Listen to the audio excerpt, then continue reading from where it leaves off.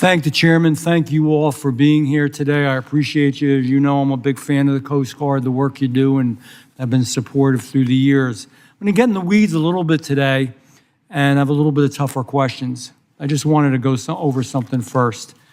The Coast Guard's issuance of CVC policy, and I know you're familiar with it, letter 24-02, is undermining, in my opinion, and many others, congressional intent, bypassing the law set forth in the Coast Guard Authorization Act of 2016.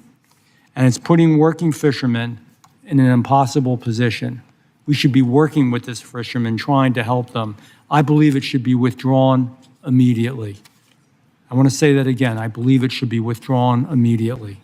This issue is not an abstract one. It's not something that you can't conceptualize. It's not theoretical. It's not academic. It's real for real working people in the water. It's harming fishermen, shipyards, and maritime workers in my district and across the entire East Coast. Just when our president wants to revive maritime industry, is supportive of the fishing industry, somehow we're going in an opposite direction here. Congress created the alternative to class pathway for a reason, a good reason. Mandatory vessel classification was crushing domestic shipbuilding and pricing small operators completely out of new construction.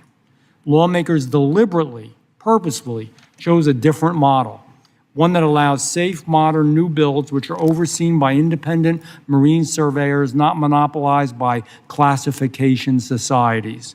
Policy Letter 2402 reverses that choice. Right now, in fact, vessels are operating under temporary safety stickers that you all are aware of, while owners scramble to pay tens of thousands of dollars for retroactive classification. These aren't paperwork problems. They're not just little technical problems. These are real livelihoods that are at stake. People we should be supporting and helping, defending. When fishermen are forced to keep older vessels in service because new construction is blocked or delayed or so difficult to do, safety at the end of the day does suffer. And when domestic shipyards lose work, our maritime workforce shrinks and it hurts the United States of America. Rear Admiral Barata, thank you again for being here today. We do appreciate it. Dozens of stakeholders formally petitioned the Coast Guard to withdraw or revise this policy. Those petitions were rejected, preserving the same, what I believe to be unlawful framework.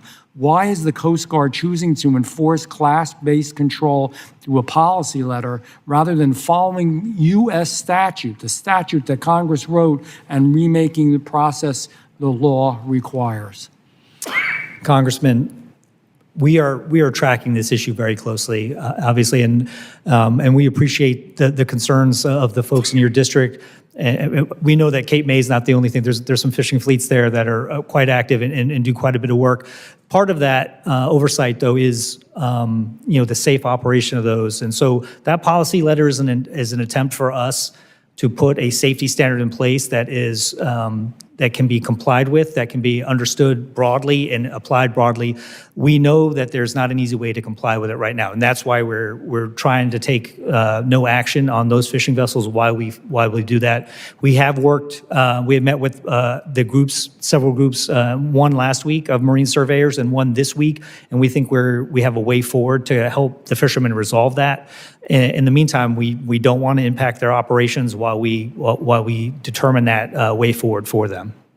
And I appreciate that, and I would say to you, please don't let it stagnate. Please don't forget about it. Please get this done, because it is unwieldy the way that it is right now. We can do better than that. I get it. You want safety. So do I. So does Congress generally. I think that we need to come up with something that a system, and I think you sound like you're working on it, that ensures the safety, but at the same time doesn't make it virtually impossible for compliance. It just hurts the industry.